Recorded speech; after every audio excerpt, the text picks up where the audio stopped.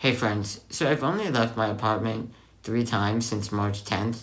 Once was to get blood taken, and the other two were to tour a house that I was going to potentially buy.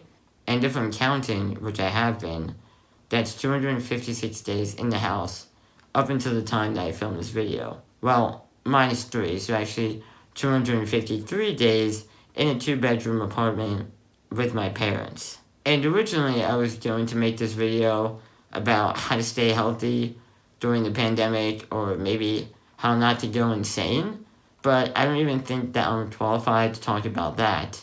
I mean, aside from the fact that I try to keep myself busy, my only real tactic against COVID-19 is to not leave the house. My parents do the shopping maybe twice a month, and when they get home, they clean the packages and take a shower. So I guess my only real advice for avoiding the virus is to have other people risk their own lives and go out and get the food for you? Question mark? But I understand that's not really feasible for a lot of people. Obviously, if you live alone, you'll eventually have to go out and get groceries, or I hope that's all you're going out to do. Or you're an essential worker. In that case, yeah, you should go outside. But some people say to me, Chaz, why don't you leave the house? The weather's fine. And to that I say, but nobody's wearing a mask.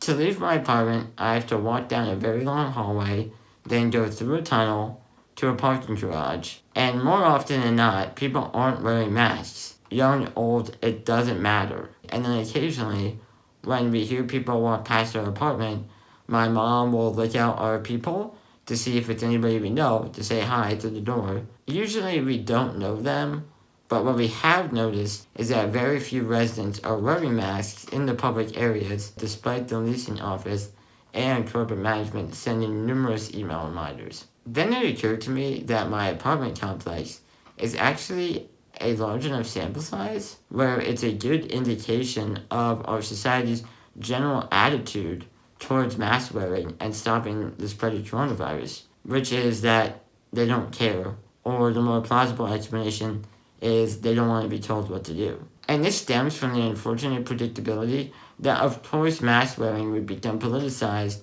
in a world where everything is inherently thought to be either good or bad, right or wrong, fact or opinion, red or blue. I think you get the point. But the installment of mask wearing in our society should be no different than putting on a seatbelt when you're driving or not smoking in a restaurant. But it's easier for humans to follow these rules because they're tangible dangers. We can see and feel that our car goes fast, and we understand that by putting on a seatbelt, it'll probably lower the chances of us getting severely injured if we were to crash into something. But in the 1950s, when legislators started pushing for the implementation of seatbelt laws, there was immediate pushback saying that seatbelts run against their freedom. Even certain anti-seatbelters went as far as to say that wearing a seatbelt would crush their organs. And now we see a similar rhetoric with masks, that somehow covering your face to protect others is not American. But regardless of freedom, there's this general assumption that wearing a mask is going to cause you to breathe in more carbon dioxide.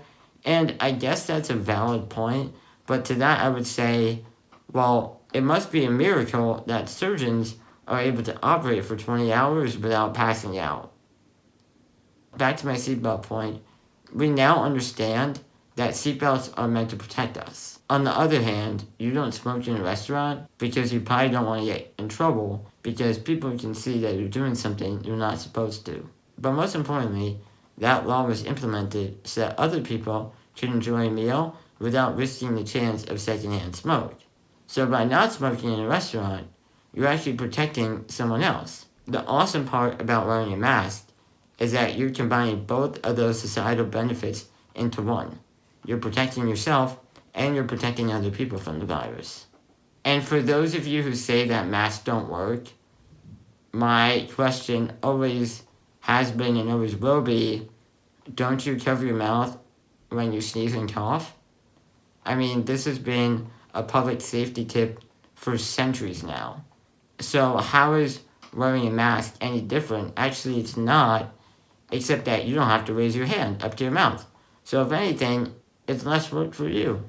Unfortunately, there's always one person that says, well, I don't even know how to take care of myself, so you shouldn't be worried about me taking care of you. That entirely selfish excuse is denounced by the idea that healthcare officials and the government aren't asking you to come up with your own solution of preventing coronavirus. They are literally spoon feeding you the preferred method of wearing a mask and social distancing. However, in the age of mimetic knowledge, misleading or downright incorrect information, called fake news, is often construed as fact. On Facebook, one of my friends posted this meme with the caption, "I really dodged a bullet." It's funny because it's obviously not true, but taken out of context, this meme could have some harmful implications. On the lighter side, masks are not ugly. If this is our new normal, then just embrace it. Take it as just another accessory that you put on before leaving the house. Buy multiple masks and coordinate them with different outfits. Have fun with it. Honestly, I'm convinced that if we never had a pandemic and masks were sold at stores alongside hats and scarves, then eventually they would have been adopted like any other fashion fad, such as Crocs or puka shell necklaces or aviator sunglasses.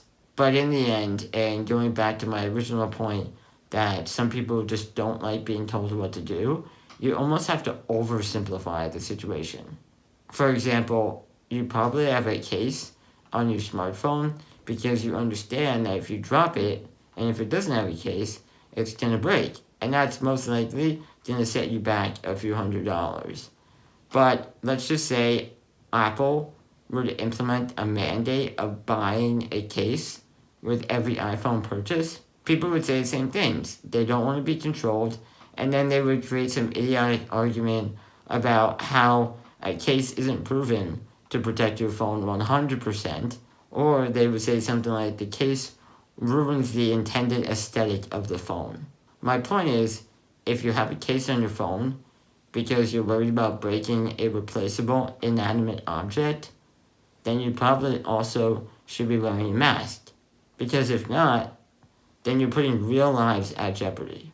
And if you really don't care about protecting other people, then at the very least, care about yourself. But like Billy Joel said, we didn't start the fire. It's always been burning since the world's been turning. Okay, I know this is very different than the normal videos I make, but if you liked it, press that thumbs up button and subscribe to my channel. Also, let me know in the comments below how you're staying safe. If you have any other tips and tricks for avoiding the virus or just staying sane during the pandemic. Also, let me know any other topics that you want me to talk about. I think that this could be a regular video format. Follow me on Instagram and Twitter at TheJazzHayden. As always, be different, leave a trail. I see you.